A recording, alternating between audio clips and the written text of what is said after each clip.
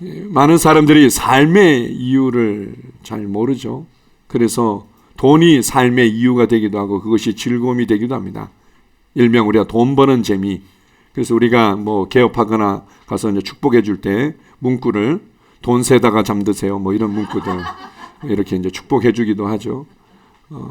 그런데 이제 그런 사람들의 어떤 모습이나 삶을 보게 되면 열정은 있는데 뭔가 돈에 대한 어떤 또 염려 그리고 어떤 욕심 또 집착들 이런 것들이 이제 보이는 경우들이 있죠.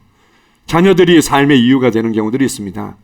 자녀들이 삶의 기쁨이 되고 즐거움이 되도록 하나님께서 축복해 주신 또 자연적인 선물임과 동시에 그런데 그것을 넘어서서 그냥 자녀에게 또 집착하고 자녀 때문에 울고 웃고 속상하고 우울해지고 뭐 이런 경우들이 있죠. 그런 경우들 보면 자녀에 대한 불안과 염려와 그런 또 욕심들이 얼굴과 삶에 나타나는 것을 잘 볼 수 있습니다. 그러다 보면 모든 사람들이 다 그렇게 살아가는 것 같으니까 이게 정상적인 삶의 모양이다. 이것이 인생의 모양이다. 이렇게 이제 받아들이면서 얼굴들이 비슷해지는 경우들이 많이 있죠. 이번에 이제 라도나 오스모 목사님 집회를 하면서요. 굉장히 좀 특별하고 새로웠습니다. 얼마나 확신이 있고 담대합니까? 지금 78세, 한국 나이로 한 78세, 지금 여든을 앞두고 있는데도 아주 당당하고 활력 있고 확신 있고 얼마나 열정적입니까? 그리고 한마디 한마디 이렇게 말해내는 것들이 얼마나 지혜롭고 자녀들이 과정이 왜 없었겠습니까? 자녀들이 마약 중독에 빠진 경우들도 있었고 참 어려운 어떤 상황들이 있었는데도 그래서 얼마나 또 성령님의 인도를 따라서 지혜롭게 그것을 다루어 가는지 김재룡 목사님이 그냥 부러웠던 모양입니다. 김재룡 목사님이 자전거밖에 못 타시니까 라도나 오스모 목사님께서 오토바이 타시는 부부가 같이 그것 가지고는 미국 횡단도 하셨다고 그 사진을 보여주는데 얼마나 자유롭습니까? 얼마나 자유로운지. 그리고 우리가 가끔 찬양으로만 예수님은 참 아름답습니다.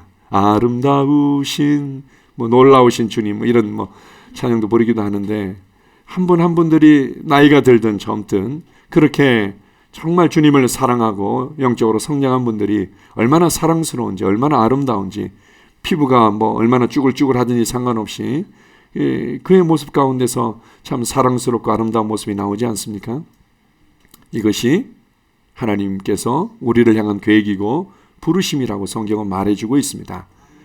사람을 통해서 하나님을 나타내시고 사람을 통해서 하나님께서 하고자 하시는 일들을 이 땅에서 이루기를 원하셨던 거죠.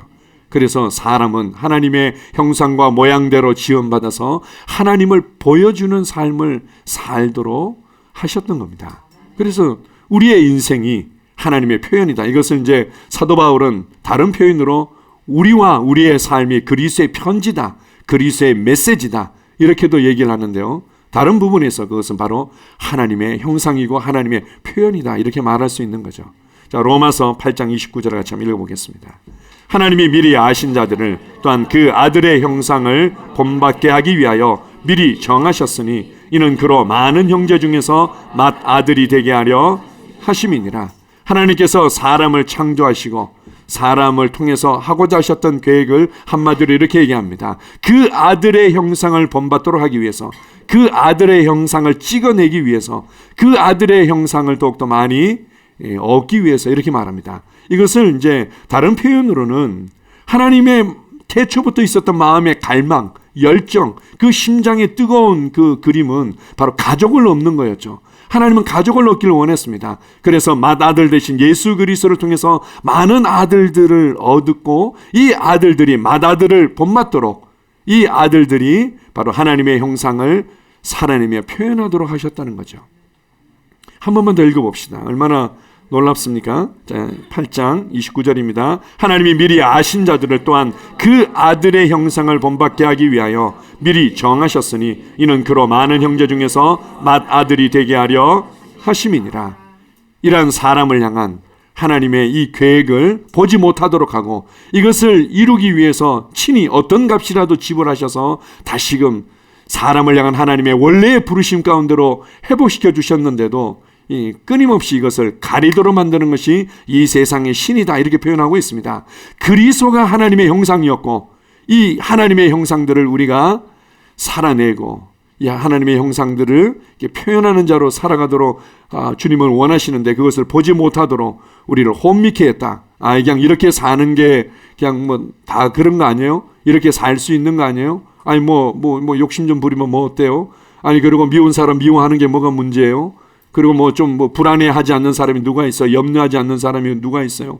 우울하지 않은 사람이 있어요? 인생 살다 보면 다 그런 일들이 있을 수 있죠. 이렇게 하면서 진정한 하나님의 목적을 그리고 그리스도의 그 하나님의 형상의 그 표현들을 제대로 보지 못하도록 눈을 가린다는 거죠. 고린도후서 4장 4절은 이렇게 말합니다. 그 중에 이 세상의 신이 믿지 아니하는 자들의 마음을 혼미하게 하여 그리스도의 영광의 복음의 광채가 비치지 못하게 하미니 그리스도는 하나님의 형상이니라. 그리스도는 하나님의 형상이니라. 우리는 그리스도와 같은 모습으로 살아가도록 지원받았고 그리고 다시금 그 부르심 안으로 회복된 자들이죠. 자, 고린도후서 5장 17절 한번 봅시다. 자, 시작. 그런즉 누구든지 그리스도 안에 있으면 새로운 피조물이라. 이전 것은 지나갔으니 보라 새 것이 되었도다. 우리가 범죄함으로 말미암아 일그러지고 변질된 형상을 가지고 살아갔었는데 이제는 그 모든 것들을 예수와 함께 십자가에 못 박아 끝내시고 우리를 새롭게 창조하셨다. 우리를 하나님의 형상으로 새롭게 만들어내셨다. 이렇게 말합니다. 이것을 새로운 피조물이다. 새로운 피조물은 하나님을 따라서 새롭게 지음받은 자들이죠. 이것을 밑에 골로새서 3장 10절에 이렇게 말합니다. 새 사람을 입었으니 이는 자기를 창조하신 이의 형상을 따라 지식에까지 새롭게 하심을 입은 자니라. 우리가 구원받았을 때 새 사람을, 새 형상을 입게 되었다. 우리의 속사람은 하나님을 따라 의와 진리의 거룩함으로 새롭게 지음받았다. 이렇게 말합니다. 우리는 이제 내 자신을 생각할 때 주로 이 예민한 사람들은 감정적으로 느끼는 것을 나라고 얘기를 하고 논리적이고 판단이 빠른 사람들은 내가 생각하는 것을 나라고 인식을 하는데 그게 아니라 진짜 나, 속사람은 영이라는 거죠. 그러고 하나님의 형상대로 새롭게 지음받았다. 새롭게 지음받았다. 그 다음에는요. 우리의 생각과 감정과 의지를 통해서 우리의 삶을 통해서 이것을 더 많이 표현하고 나타내는 자로 이제 살아가는 거죠. 자, 보십시오. 우리가 이제 일그러지고 변질된 형상을 십자가에 못 박아 끝내시고 우리를 새 사람으로 새로운 하나님의 형상으로 창조하셨다. 이렇게 이제 말씀하는데요. 여전히 이제 많은 사람들은 자신의 삶의 모델을 어떤 경우들은 뭐 이제 돈 많이 번 뭐 워렌 버핏 같은 사람, 뭐 빌 게이츠 같은 사람, 애들은 위인전 보면서 자신의 삶에 좀 다양한 그림들, 좀 더 넓은 그림들을 그려주는 것은 좋은 것이지만 그렇게 해서 뭐 누구처럼 우리가 이제 초등 학교의 선생님들처럼 개혁성경에는 몽학 선생이라고 얘기하죠. 초등교사, 몽학 선생과 같은 역할을 할 수 있지만 결국 우리의 인생의 진정한 모델은 예수 그리스도이시고 그리고 하나님의 형상을 따라 새롭게 지음받은 새로운 피조물의 삶이라는 거죠. 자, 이것을 구체적으로 뭐 예수 그리스도의 형상에 대해서 그 하나님의 형상에 대해서 뭐 여러 가지로 설명하고 표현할 수 있는데 한 두 가지 정도의 말씀을 통해서 그게 구체적으로 어떤 모습인지 한번 보겠습니다. 자, 이사야 11장 2절 3절입니다.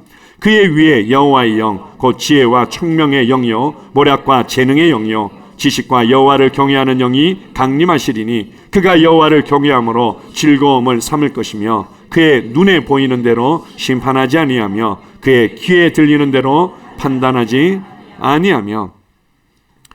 이사야 선지자가 예언한 부분인데 성령님께서 예수 그리스도에게 충만히 임하셔서 바로 하나님을 보여주며 그리고 하나님의 사역을 하신 것을 이렇게 예언해주고 있습니다. 그런데 여호와의 영, 또 다른 어떤 해석으로는 주관하는 영, 주도적인 영 이렇게도 해석하기도 하는데요. 여호와의 영, 곧 지혜와 총명의 영이요 모략과 재능의 영이요 지식과 여호와를 경외하는 영이 그에게 충만히 임하셔서 그것을 하나님의 지혜를 보여주고 그리고 하나님의 사랑을 보여주고 하나님을 경외함을 보여주고 하나님의 탁월함을 보여주고 하나님의 그 긍휼과 치유와 회복을 보여주고 이걸 예수 그리스도께서 이제 사셨던 거죠. 그래서 사람들이 제자들이 예수님에게 하나님을 보여주세요, 아버지를 보여주세요 하니까 나를 본 자는 아버지를 보았거늘 이렇게 말씀하시죠. 예수님의 온전한 하나님의 형상이었고 하나님의 표현이었고 하나님을 살아냈고 하나님을 보여주신 분이었던 거죠.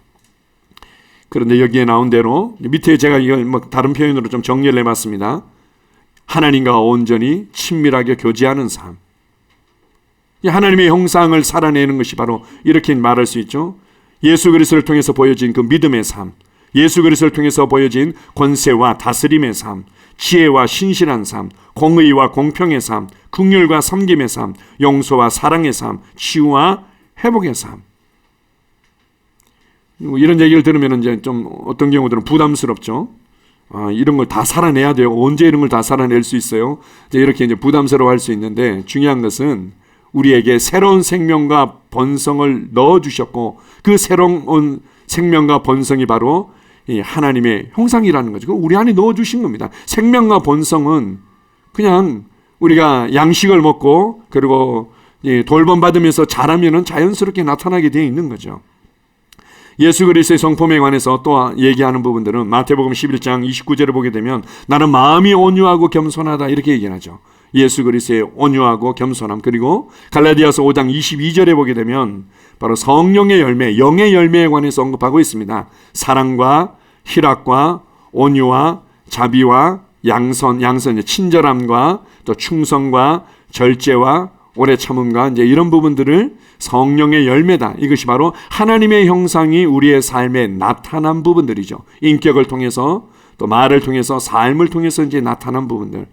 이것을 우리에게 다시금 회복시켜 주셨다. 우리를 바로 이러한 하나님의 형상을 따라 지음받은 새로운 피조물이 되게 했다.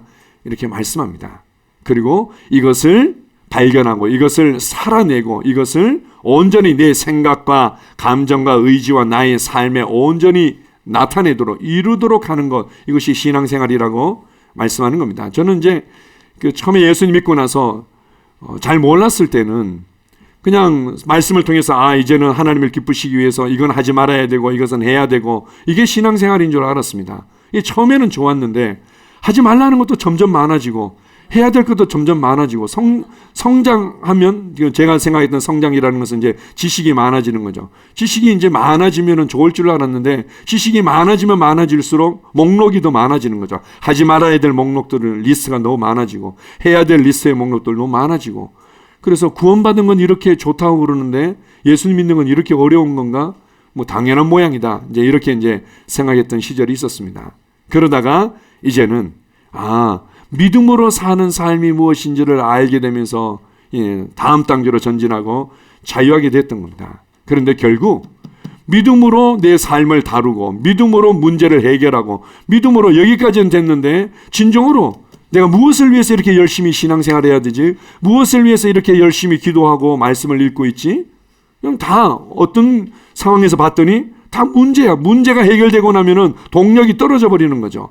애들 문제 때문에 그냥 열심히 고백하고 기도하고 선포했는데 애들 문제가 웬만큼 해결되고 나니까 더 이상 열심을 내야 될 이유가 별로 없는 거죠. 돈 문제 때문에 그렇게 괴롭고 결혼 문제 때문에 그렇게 괴롭고 이래가지고는 열심히 그것 때문에 기도하고 선포하고 되네 안 되네 씨름하다가 인내하면 된다고 해가지고 여기까지 해서 뭔가 좀 된 것 같은데 그게 되고 나니까 이제 더 이상 동력이 떨어진 거죠. 그럼 신앙생활 열심히 할 이유가 뭐지? 이렇게 되는 겁니다. 우리가 신앙생활 열심히 해야 될, 열심히 기도해야 될 이유가 있는데 그것은 하나님의 사랑과 이 구원의 은혜를 발견하고 누리기 위해서뿐만 아니라 그리스도의 형상을 이루는 거죠. 나를 통해서 그분이 더욱더 많이 나타나고 살아내도록 하는 겁니다. 이것을 이제 스캡 브레너 목사님께서 예전에 불렀던 아주 오래전에 불렀던 그 찬양 중에 이런 게 있었습니다. 번역곡으로 잘 소개해 줬는데요. 나의 부르심 나의 영원한 소망 주님의 영상을 담는 것. 멜로디가 좀 어려운데 제가 못 불러서 그런 게 아닙니다. 멜로디가 어려운 곡입니다 원래. 그래서 그분 예수 그리스도의 형상을 담는 것, 나를 통해서 그분의 형상이 더욱더 많이 나타나는 것, 이것이 바로 우리의 정말 최고의 부르심이다. 이 최고의 부르심이다. 우리는 그 표대를 향해서 달려가는 자다. 이렇게 말해주고 있습니다. 자, 계속해서 보겠습니다. 오늘 특별히 함께 나누고 싶어 하는 부분들은 야곱을 통해서 그가 이제 구약의 그림자와 모형과 그리고 온전한 모습은 아니지만 하나님께서 어떻게 그를 통해 나타내시며 그를 통해서 이루고자 하시는 바로 참된 모습이 무엇이었는지를 잘 보여주는데, 그 중에 야곱의 인생에 있어서 분기점과 같은 부분들을 다시 한번 좀 나누고자 합니다. 우리가 야곱의 인생에 대해서는 너무나 잘 알고 있고 이 스토리를 잘 압니다. 보통 우리가 이제 성경 나 최소한 1독 이상은 해야 되지 않겠냐, 몇 독은 해야 되지 않겠냐, 이렇게 해가지고는 주로 창세기 출애굽까지 읽고는 이제 또 창세기 출애굽기 또 창세기 출애굽기 하다 보니까 야곱의 생애에 대해서는 아마 다들 외우고 있을 정도라 잘 아실 텐데요. 한번 읽어봅시다. 야곱의 인생에 있어서 가장 큰 변곡점이 되었던 아주 중요한 내용이 있습니다. 자, 32장 24절에서 25절, 27절에서 28절, 31절입니다. 야곱은 홀로 남았더니 어떤 사람이 날이 새도록 야곱과 씨름하다가 자기가 야곱을 이기지 못함을 보고 그가 야곱의 허벅지 관절을 치매 야곱의 허벅지 관절이 그 사람과 씨름할 때 어긋났더라. 그 사람이 그에게 이르되 내 이름이 무엇이냐? 그가 이르되 야곱이니이다. 그가 이르되 내 이름을 다시는 야곱이라 부를 것이 아니요 이스라엘이라 부를 것이니 이는 내가 하나님과 및 사람들과 겨루어 이겼음이니라. 그가 분이엘을 지날 때 해가 돋았고 그의 허벅다리로 말미암아 절었더라.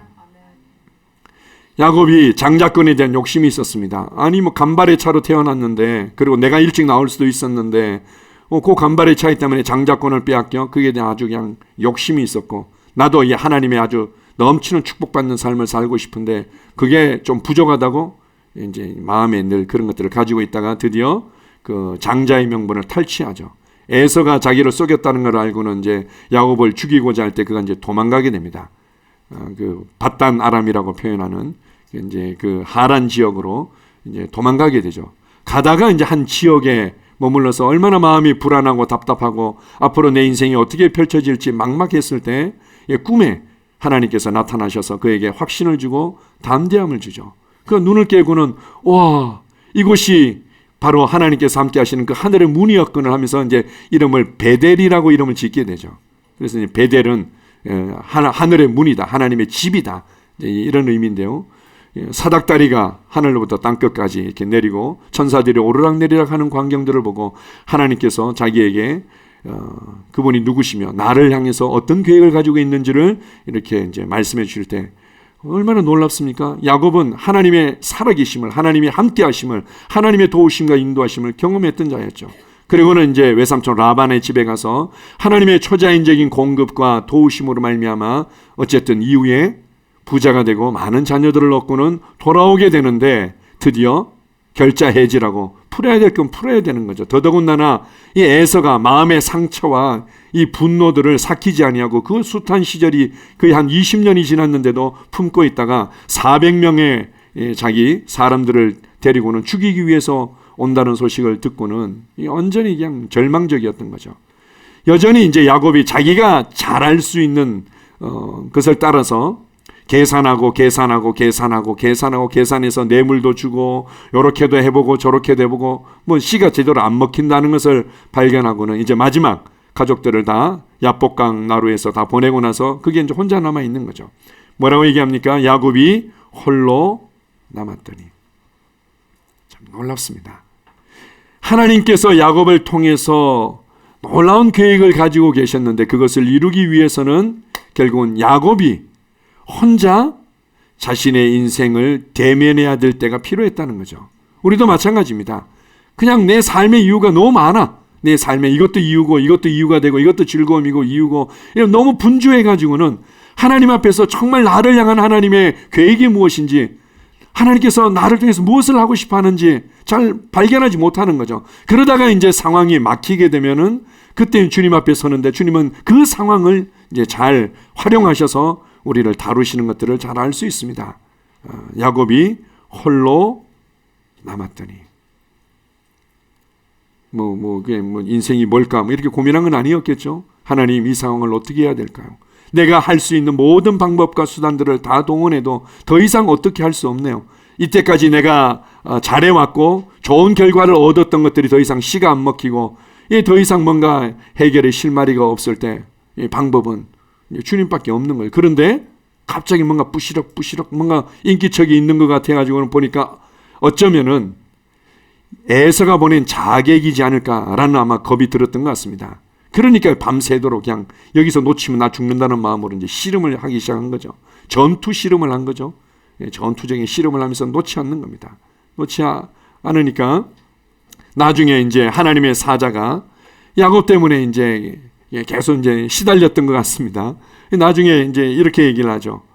더 이상 이기지 못함을 보고는 그의 허벅지 관절을 쳤다 이렇게 말합니다. 힘이 그냥 자기가 결국은 씨름하는데 가장 많이 힘이 들어가고 버틸 수 있는 부분들을 그냥 딱 쳐버리는 순간에 팩 꼬꾸라지는 거죠. 그 순간에도 놓지 않고 나 이제 가야 된다. 나 좀 놔라. 이렇게 얘기하니까 나를 축복하기 전에는 놔줄 수 없습니다. 야곱의 머릿속에는 오직 나를 향한 하나님의 계획이나 하나님의 일하심에 대한 관심보다는 지금 나는 축복받아야 된다. 지금 문제가 해결되어져야 됩니다. 이렇게 말합니다. 아이고 그래 알았다. 내가 축복해 줄게. 제발 좀. 이렇게 한 것이 아니라 놀라운 질문을 합니다. 네 이름이 뭐냐? 이렇게 묻죠. 우리는 문제가 해결되어지고 이러한 상황들에 축복이 있었으면 좋겠고 이러한 것도 좋아졌으면 좋겠고 내 그림대로 삶이 팍팍팍팍 풀려졌으면 좋겠고 여기에 관심이 있는데 하나님의 사자를 통해서 주님은 이렇게 묻습니다. 네 이름이 뭐냐? 네 존재가 어떤 사람이냐는 거죠.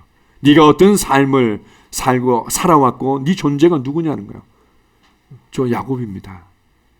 저는 움켜쥐는 자고 저는 제 방법과 계산을 통해서 물론 그가 베델에서도 기적적인 하나님의 살아계심을 경험했고 그리고 하란에서도 하나님의 초자연적인 응답과 공급들을 경험했지만 그러나 여전히 그의 중심과 그의 삶의 방식은 야곱이었던 거죠. 나는 움켜쥐고 나는 계산해야만 되고 그리고 내가 원하는 방법대로 되어져야만 되고 그것을 하나님이 도와주셔야만 되고 그렇게 했다는 거죠. 그때 더 이상 야곱이라 부르지 말고 이제는 이스라엘이라 해라 이렇게 말하면서 그의 예언적인 이름을 부여해주고는 이제 떠나가게 됩니다.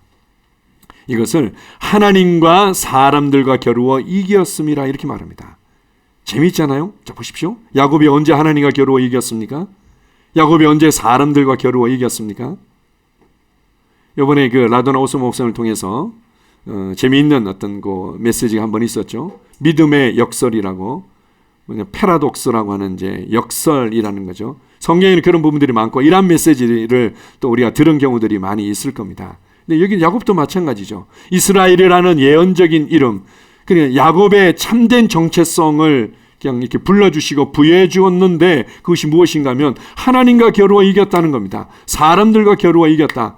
오히려 그냥 그의 허벅지 힘줄이 끊어지고 그가 그냥 팩 꼬꾸라져 가지고는 더 이상 이전처럼 힘을 쓰고 노력하고 수고하고 땀 흘릴 수 없는 지경이 됐는데 네가 이겼다 이렇게 말합니다. 사실은 하나님 앞에서 나의 육신적인 힘이 팍 꼬꾸라지고 정말 하나님을 신뢰하고 하나님의 은혜를 붙잡을 때 이것을 한편으로는 네가 이겼다 이렇게 얘기하는 거죠. 네가 이겼다. 그리고 사람들과 겨루어 이겼다. 야곱이 언제 사람들과 겨루어 이겼습니까?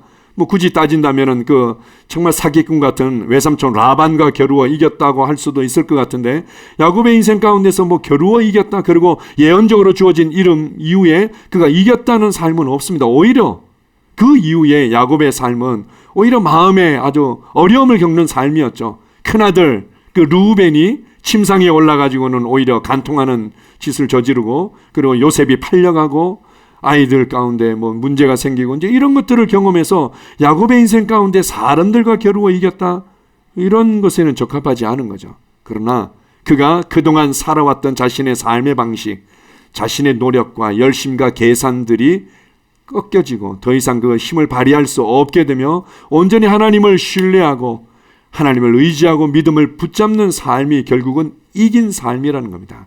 우리는 사람들과 이기고 싶죠? 내게 상처를 주거나 내게 피해를 주거나 나를 그냥 열받게 하는 사람들을 어떻게든 그냥 이기고 싶습니다. 겉으로는 우리가 젠틀하게 하지만 뭐 돈으로 이기든지 명예로 이기든지 실력으로 이기든지 이기고 싶어 하는데 진정한 이김은 어디에 있습니까? 나의 열정과 분노와 상처로 뭔가를 하는 데 있는 것이 아니라 하나님을 신뢰하고 그 은혜를 누리는 것이 이기는 거라는 거죠.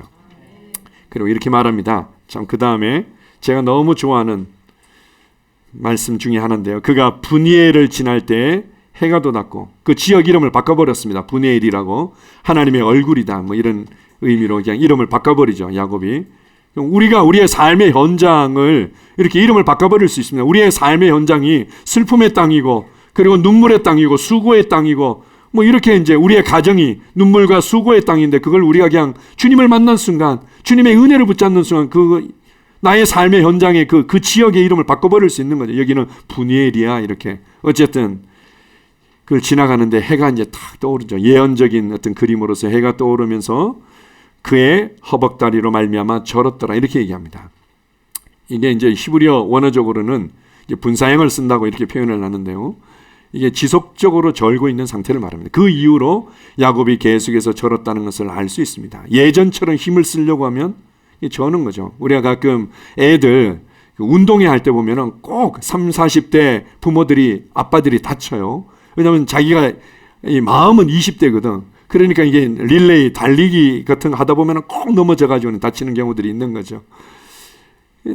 마음은 그냥 내가 예전처럼 내가 계산만 잘하면은 예전처럼 사람들과 이게 타협만 잘하면은 예전처럼 내가 이런 식으로 조금만 수고하면은 다 될 것 같은데 이게 예전만큼 뭔가 이렇게 머리가 팽팽 안 돌아가는 거지. 예전만큼 마음이 뭔가 이렇게 막 불타가지고 뭔가 이게 잘 안 되는 거예요.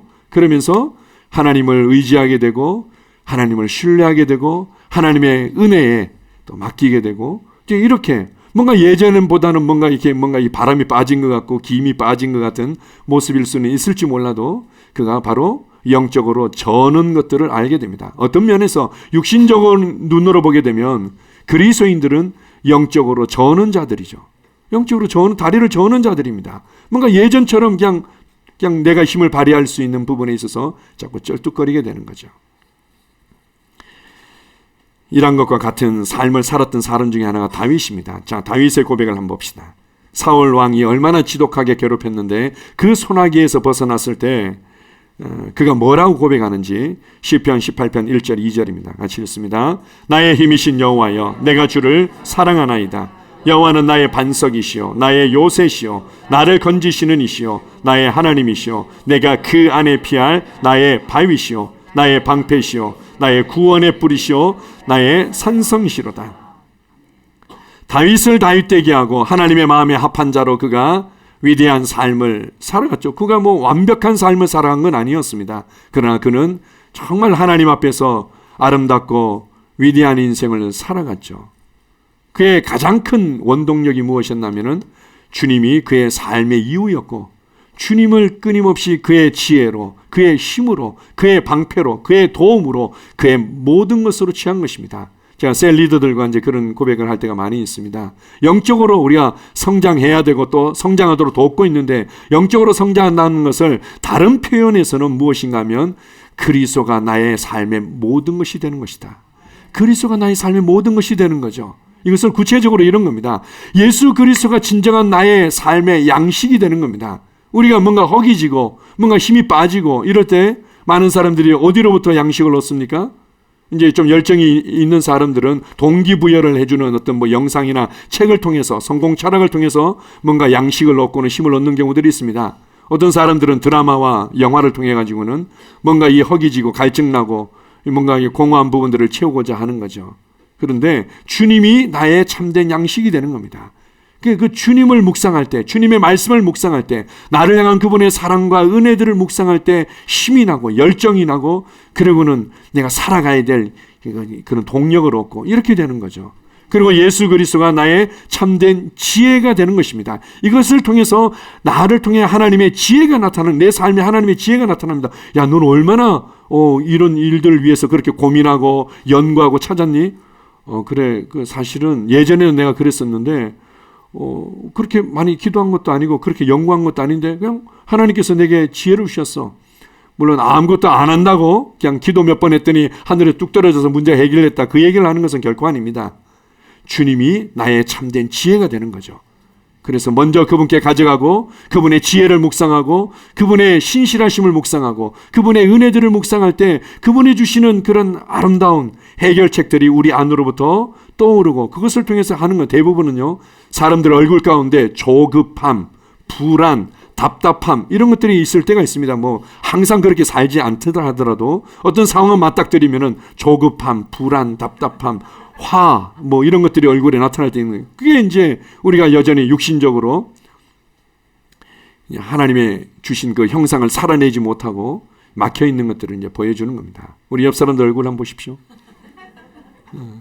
그리고 이제 손을 뻗어가지고 형제의 모습 속에 뭐 이렇게 우리가 찬양할 때가 많이 있는데 가사가 좀 짧으면 좋겠는데 그것도 길어요. 그것도 2절, 3절까지 할 때가 있는데 형제의 모습 속에 보이는 하나님의 형상 아름다워라. 형제의 모습 가운데서 어떤 모습이 보입니까? 남편과 아내의 모습 가운데서 뭔가 답답한 분노, 상처, 공허함 그리고 뭐 이제 의기소침, 우울 뭐 이런 것들이 보입니까? 여러분 하나님의 형상을 따라 새로운 피조물로 지원받았습니다. 그것을 인식하십시오. 그것을 우리 갈라디아 4장 19절은 이렇게 말합니다. 나의 자녀들아 너희 속에 그리스도의 형상을 이루기까지 다시 너희를 위하여 해산하는 수고를 하노니. 우리 야곱의 경우들을 보게 되면 자기가 아마 오해했을 수도 있고 하나님의 사자와 씨름을 하다가 이제 팍 꼬꾸라져서 이제는 하나님을 신뢰하고 저는 모습으로 에서에게 다가갈 때 그냥 에서의 마음이 그 순간 다 녹아져 버렸습니다. 그 분노가 20년 동안 그 갈고 갈았던 그 날카로운 이 분노의 칼이 그 미움의 칼이 그 한순간에 녹아져 버리죠.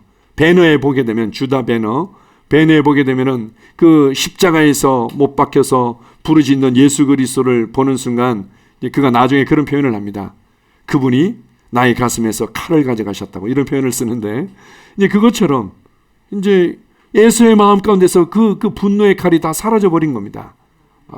그리고는 그때부터 야곱은 하나님의 은혜를 신뢰하는 삶을 살아가고 그가 어떤 모습으로 나타났습니까?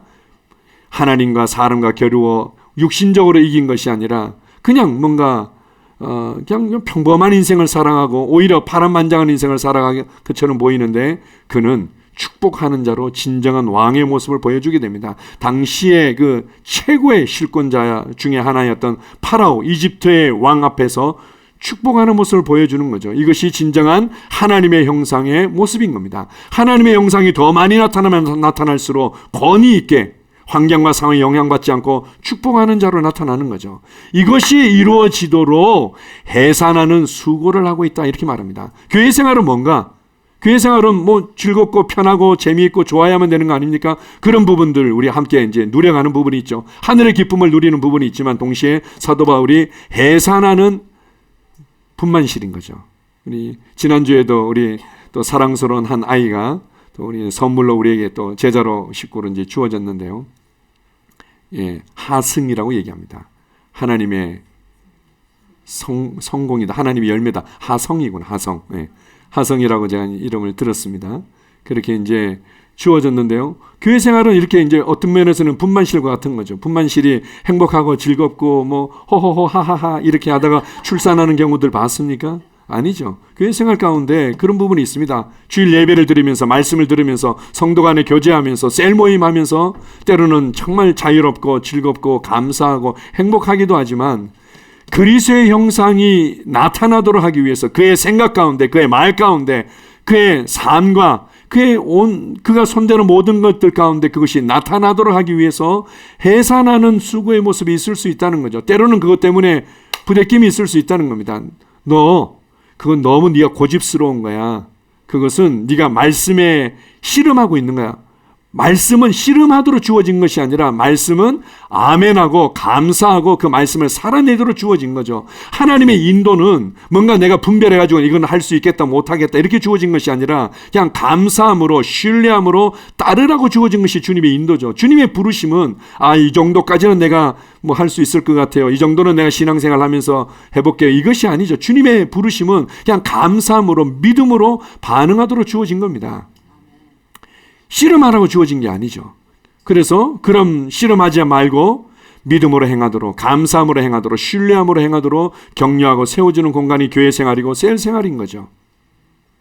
그렇게 해서 사도 바울은 그 형상이 이루어질 때까지 이루어질 때까지. 이것을 빌립보서 3장 21절은 우리의 낮은 몸을 자기 영광의 몸의 형체와 같이 변하게 하시리라. 나중에는 우리의 몸마저도 예수 그리스도처럼 영광스러운 몸으로 변화되게 될 것이다. 우리의 몸마저도 이 땅에 있는 모든 피조물들이 정말 당신은 하나님의 아들이군요, 하나님의 빛나는 형상의 모습으로 나타나게 될 거라는 겁니다.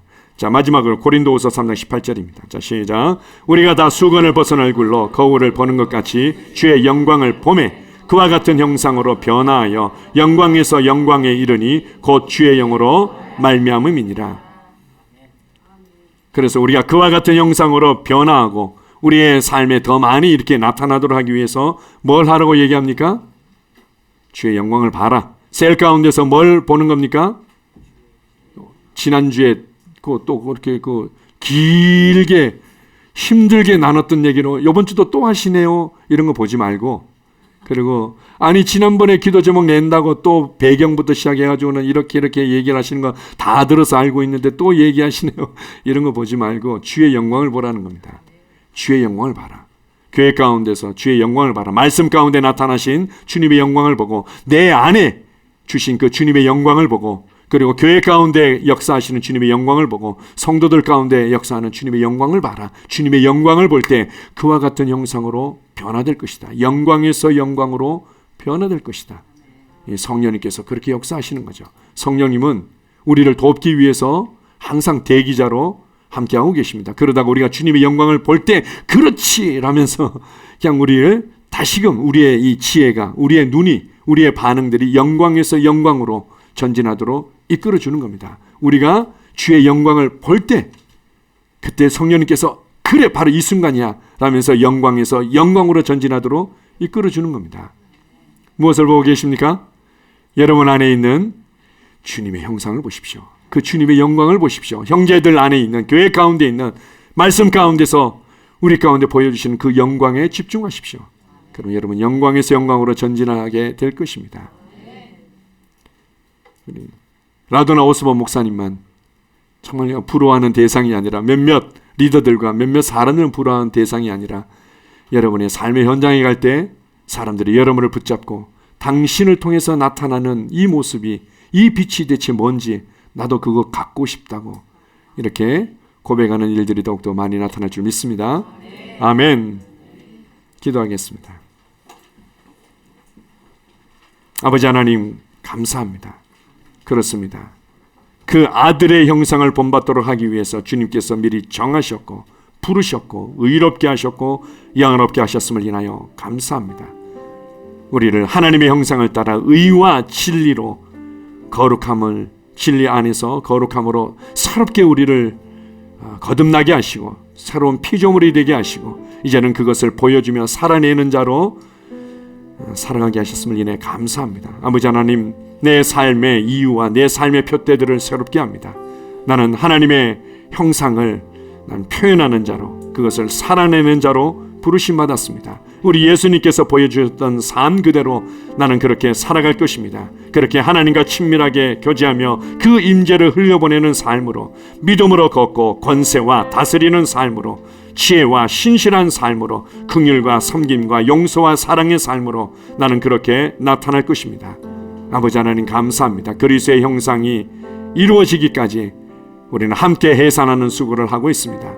한 분 한 분의 삶 가운데서 이것이 이루어지고 주님 앞에 설 때 그 빛이 더욱더 밝게 나타날 것들을 우리는 기대합니다. 주님을 찬양합니다. 예수님 이름으로 기도합니다. 아멘.